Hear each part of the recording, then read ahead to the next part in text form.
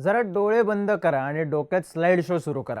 Ricky Ponting, Matthew Hayden, Adam Gilchrist, Andrew Symonds, Michael Hussey, Brett Lee, Mitchell Johnson ही सगळी जनता एका टीमकडून एकत्र खेळायची.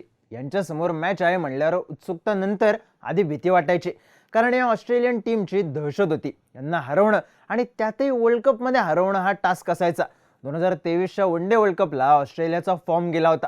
अगदी अफगाणिस्तानने त्यांना संकटात आणलं होतं, पण मॅक्सवेलने डाव घुमवला आणि त्यानंतर कोणालाच सुट्टी न देता ऑस्ट्रेलियाने टीम इंडियाला हरवून वर्ल्ड कप उचलला. तिकडे रिकी पॉन्टिंगची टीम असो किंवा ग्लेन मॅक्सवेलची, ऑस्ट्रेलियाला हलक्यात घेऊन चालत नाही हे सगळ्या जगाने पाहिलं. आणि त्याच ऑस्ट्रेलियाला T20 वर्ल्ड कपच्या ग्रुप स्टेजमधून बाहेर पडताना सुद्धा सगळं जग बघतंय. मायटी ऑस्ट्रेलियन्सला गुडघ्यावर आणलं ते दोन टीम्सनं, श्रीलंका आणि झिम्बाब्वे. पण ऑस्ट्रेलिया ग्रुप स्टेजमधून बाहेर कशी काय पडली? दोन पराभवांच्या पलीकडे ऑस्ट्रेलियाचं नेमकं काय घडलं पाहूयात या व्हिडिओमधून. नमस्कार, मी चिन्मय आणि तुम्ही पाहताय बोलभिडू. आता नेमकं झालंय काय? तर या वर्ल्ड कपमध्ये ऑस्ट्रेलिया ग्रुप बी मध्ये आहे. या ग्रुपमध्ये ऑस्ट्रेलिया, श्रीलंका, झिम्बाब्वे, आयर्लंड आणि ओमान आहेत. यातल्या दोन टीम सुपर 8 साठी क्वालिफाय होणार होत्या. हे स्लॉट मिळवले श्रीलंका आणि झिम्बाब्वेनं. मंगळवारी झालेल्या झिम्बाब्वे विरुद्ध आयर्लंड मॅचवर ऑस्ट्रेलियाचं भवितव्य अवलंबून होतं. या मॅचमध्ये आयर्लंड जिंकली असती तर ऑस्ट्रेलियाला पुढे जाण्याचा चान्स जर तरवर तयार झाला असता. पण या मॅचमध्ये पाऊस पडला, मॅच रद्द झाली आणि झिम्बाब्वेला 1 पॉइंट मिळाला. ऑस्ट्रेलियाचा सुपर 8 साठीचा पत्ता कट झाला. पण मुळात ऑस्ट्रेलियासारख्या टीमवर झिम्बाब्वे आयर्लंडच्या रिझल्टवर अवलंबून राहण्याची वेळ आलीच का? तर याचं मुख्य कारण दोन टीम्सने दिलेला दणका. जेव्हा यंदाच्या T20 वर्ल्ड कपसाठी ग्रुप जाहीर झाले तेव्हा ग्रुप बी मध्ये ऑस्ट्रेलिया सोडून सगळ्याच बारक्या टीम्स आहेत अशी चर्चा झाली होती.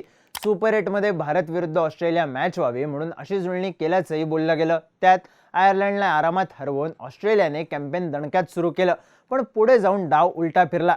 झिम्बाब्वेनं ऑस्ट्रेलिया विरुद्धची मॅच 23 रन्सने जिंकली, तर श्रीलंकेनं ऑस्ट्रेलियाला 8 विकेट्सनं हरवलं. थोडक्यात या दोन्ही मॅचेस वन साइड झाल्या. झिम्बाब्वे विरोधात ऑस्ट्रेलियाला किमान फाईट तरी उभी करता आली, पण श्रीलंकेनं तो चान्स सुद्धा दिला नाही. ऑस्ट्रेलिया 2009 नंतर पहिल्यांदा T20 वर्ल्ड कपच्या ग्रुप स्टेजमधूनच बाहेर गेली. या वर्ल्ड कपमध्ये ऑस्ट्रेलियाची बॉलिंग प्रचंड गणली. पॅट कमिन्स, मिशेल स्टार्क, जोश हेझलवूड हे ऑस्ट्रेलियाचे 3 एक्के. स्टार्क T20 इंटरनॅशनल्समधून रिटायर झाला आणि इकडे कमिन्स, हेझलवूडला दुखापत झाली. साहजिकच ऑस्ट्रेलियाच्या बॉलिंगमधला लिथलनेस निघून गेला. हे प्रत्यक्ष मॅचमध्येही दिसून आलं. आयर्लंडचा ऑस्ट्रेलियाच्या बॉलर्सने ऑल आउट काढला, ते सुद्धा फक्त 115 रन्स देऊन. पण त्यानंतर काय झालं तर झिम्बाब्वेच्या फक्त 2 विकेट्स पडल्या आणि श्रीलंकेच्याही फक्त 2 विकेट्स काढता आल्या. साहजिकच ऑस्ट्रेलियन बॉलर्सला प्रेशर तयार करता आलं नाही आणि ऑस्ट्रेलिया रेसमध्ये मागे पडली.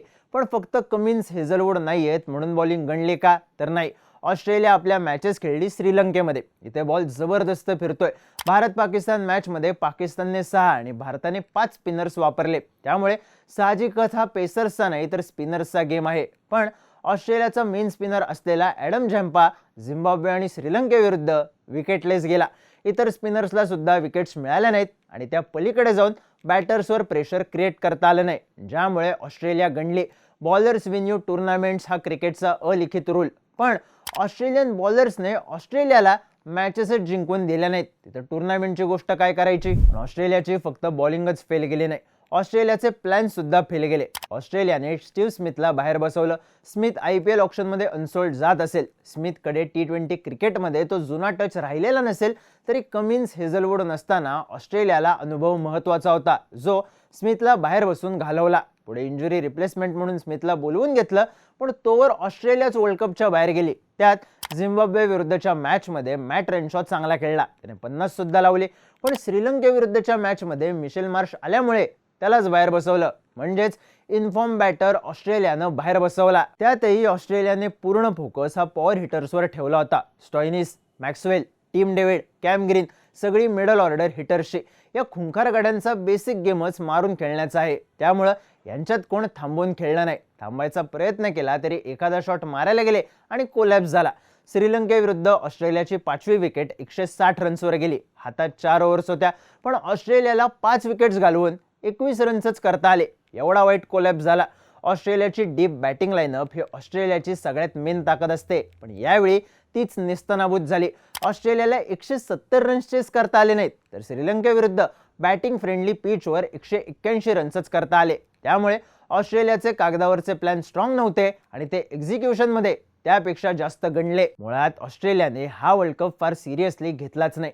पाकिस्तानमध्ये सगळी टीम पाठवून प्रॅक्टिस मॅचेस खेळण्याचा चान्स होता, तेव्हा ऑस्ट्रेलियाने त्यांच्या प्लेयर्सला BBLच्या फायनल्समध्ये खेळवलं. पाकिस्तानमध्ये स्पिनिंग ट्रॅकवर खेळून एशियन कंडिशन्सचा अंदाज घेण्याचा चान्स ऑस्ट्रेलियाकडे होता, पण त्यांनी BBLला जास्त महत्त्व दिलं. मुळात T20 वर्ल्ड कपच्या आधी ऑस्ट्रेलियाची T20 टीम चांगल्या फॉर्ममध्ये होती, पण सेना कंट्रीजमध्ये.